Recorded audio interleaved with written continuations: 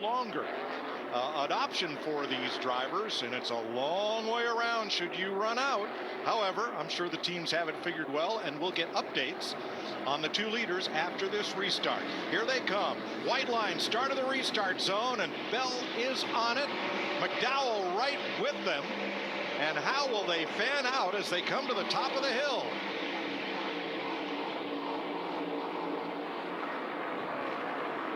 Here they come. Dive Bomb City. Look, Byron, looking to the inside. So far, so good for Christopher Bell and McDowell holding steady on those old tires. Well, we didn't see a lot of follow-up with those tires, so I'm sure that gave their crew chiefs a little bit of some confidence to say, hey, let's just stay out. And I would guess that the biggest worry that they had was going to be turn 1 and how those things fired off.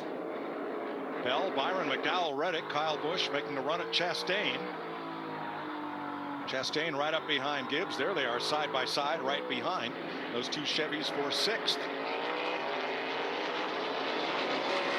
See more dirt chunking out of that turn 8, Kevin. Yeah, it's going to continue to chunk all day, and the longer that you go, the bigger that ditch will get on the inside of there, and then it'll just start dragging the floor pan.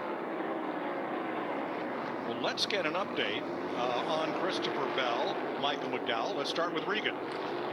Michael McDowell obviously staying out right there, going to try and do what he can on these older tires right now. Crew Chief Travis Peterson scratching his head a little bit earlier today on which strategy he wanted to employ, but as they got the track position, that made it easier for him to stay out. He did tell his driver that they would stay out until lap 21. They want to come in on 21 to play it a little conservative, make sure they don't run out. Jamie?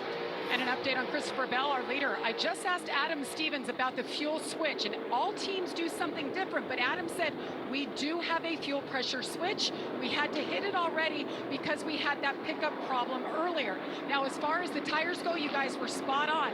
His tire wear was good. Christopher was a little nervous about the idea of staying out, but he said, I don't want to get spun, but I think we're good enough to stay ahead of him.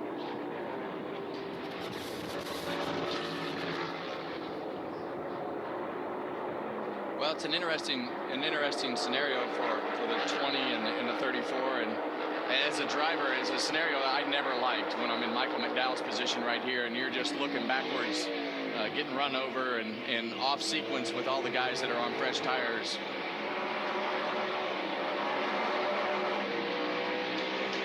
Larry Mack. All right, let's follow up on what Regan was saying. He's talking about Travis Peterson, the 34 car, and Michael McDowell. They want to come at lap 21. That means there'll be 47 laps to go in the race. That says they're going to have to run 23 laps one run and 24 laps another to make it to lap 68. But remember, we do know we're going to have 2 or 3 caution laps at the end of stage 2, which will buy them some. As you can see here coming through the S's, the problem with McDowell versus Bell, Bell kept a track position. Bell's still leading. You see right there, clear back here, already in 9th place, losing a lot of track position early. That's what you can't afford to do if you're gambling like this. Well, and Michael McDowell's car was probably a 10th to 15th place car before he pitted.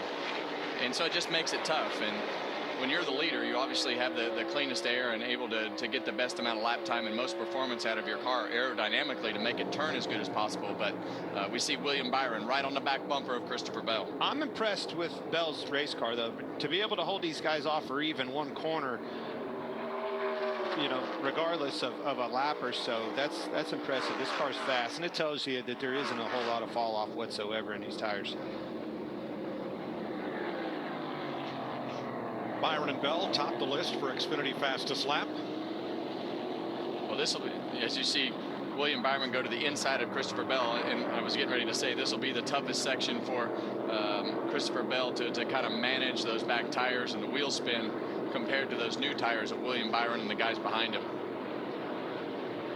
So everyone has made one pit stop except Christopher Bell in the 20 and Michael McDowell's 34.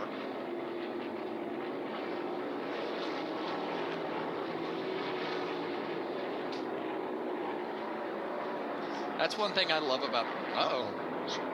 Bubba spun. More problems for Bubba. Man, every time we come here for Bubba, and all of his trouble happened early too. I remember, well, we saw past Kyle Larson. Yep. Even last year, he got underneath Kyle Larson, spun underneath of him.